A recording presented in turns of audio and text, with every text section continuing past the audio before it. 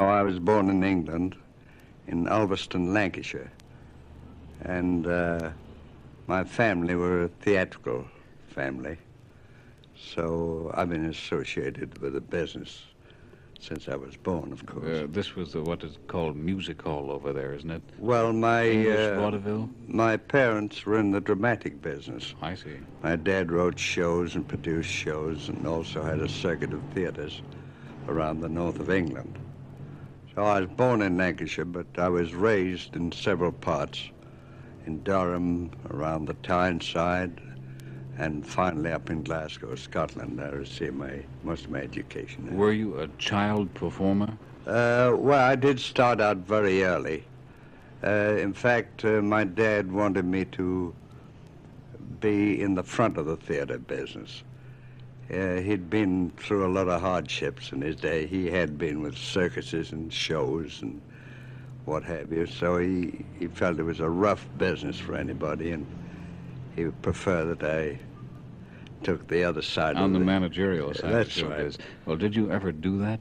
No, only to the extent that I did odd jobs around the theater in Glasgow and other theaters, in the box office, taking care of the program, and chocolate receipts, and general utilities, if I say, learning the business. Well, how did you come to America?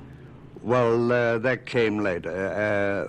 I first started appearing on the stage and made appearances in some of the dramatic shows that appeared at the Metropole Theatre in Glasgow, and played little bits and parts of newsboy or something. It was just to break me in, as you might say. But my dad wasn't too favorable of me doing it. But anyway, it was in my blood, and I didn't have much education. It was my own fault. I had every chance, but I don't know, the spirit of the theater was in me, and education didn't mean it. You were educated in the School of Life, which is a lot well, it was more glamour. So anyway, I finally broke out as a boy comedian, which was quite popular those days. There were several boy comedians doing very well. So I started out in the music halls as a boy comedian. I wasn't too successful, however, because I'd had no experience and didn't have any material of any kind. In fact, I hadn't found myself anyway. I didn't know just what kind of a comic I was or anything else, but I was just happy to be in front of the footlights. So anyway, my dad finally got me a job in a pantomime, Christmas pantomime. It was The Sleeping Beauty. So from there, I tried a little bit of music halls again, and then I went into a dramatic show, played a comedy part in it, and that folded up. So I finally drifted into the Fred Carno Company. That was Carno's London Comedians. And with the same outfit was Charlie Chaplin and many of the Carno stars. You said Chaplin was one of the stars of that early period. Oh, yes. Oh, yes. Well, he wasn't with that particular company when I first joined. Oh, yes. But Carno had, several companies on the road. And Charlie would jump from one to another, as we all would be sent to different assignments. Well, finally, Chaplin joined our troupe, and after about a year, we were booked to come over to America. Mm-hmm. So that's how I happened to get over here. Do you recall the year? I was in 1910, and we were to open at the Percy Williams Theater called the Alhambra. Well, after that, we were supposed to go to Hammerstein's for 2 weeks. But after the first show at Percy Williams' house, the management of Hammerstein's canceled our appearance. Canceled it? Yeah. Why? The show was a flop. Oh, that's sad. Here you arrived in the New World in a flop. Yeah. Oh. Well, the trouble was we'd never seen the show. We weren't familiar with it. And we were supposed to rehearse the show coming over on the boat. Well, we had terrible storms. We took 12 days crossing. And being a cattle boat, the quarters were very uncomfortable, of course. And everybody was ill, seasick. So no rehearsals were ever gotten to, you know, one of those things. So, of course, we arrived in Monday morning, and the scenery was all brand new. And we weren't familiar with the show at all. So consequently, it was just a big mix-up when we got out there. So Percy Williams was very pleased with the troupe, and we played 4 more theaters for him. Then we were deciding to go back to England. We'd even written home, said we'd be back home, you know, big success. Yeah. So anyway, during the playing of the Williams houses, Marcus Lowe was opening a brand new theater in New York called the $1 Million Theater. It was later called the National. What it is now, or even if it's still there, I don't know.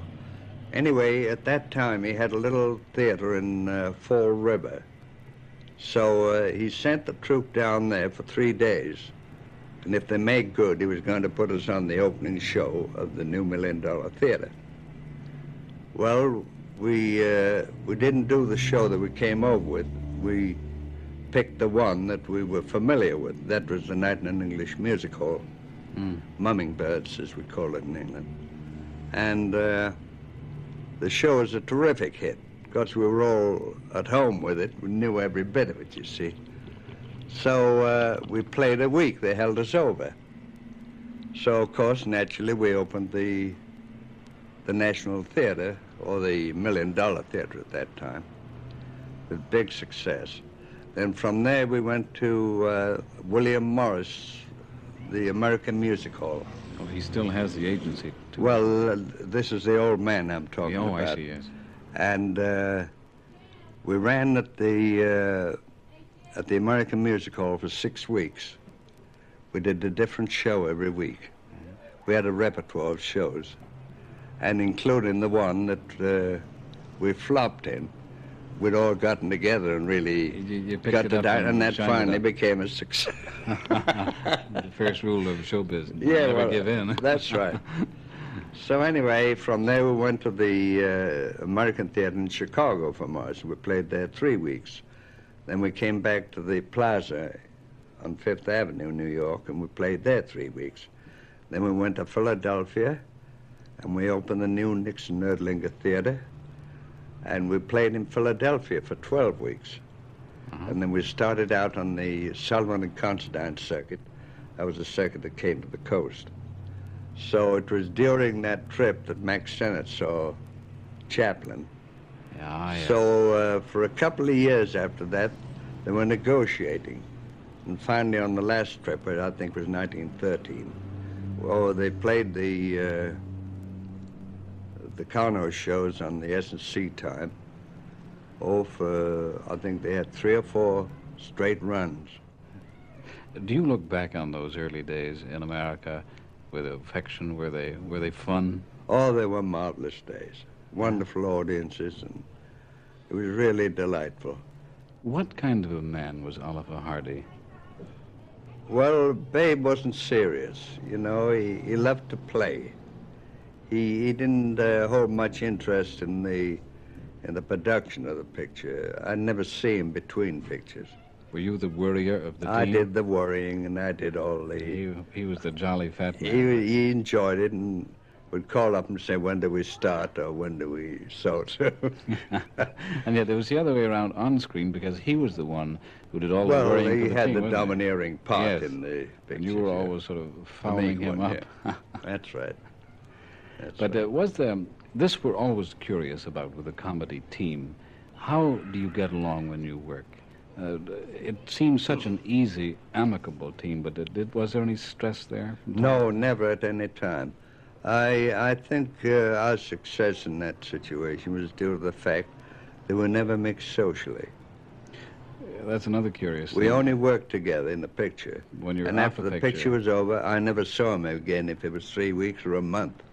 That's probably a very good advice for young comedy teams. Well, there was never any jealousy between the team because of Babe's attitude that he left everything to me. He was very happy to know that he didn't have to be worried or have any any responsibility at all. He wouldn't accept any responsibility. What are your activities today, Mr. Laurel? Well, I just, correspondence is about all I can do. And the television, correspondence, friends dropping in, little card game now and then. Sort of a happy retirement. Well, I'm very happy and content. I've been very fortunate. You have a long and wonderful career to look back on. Yes, a lot of happy memories.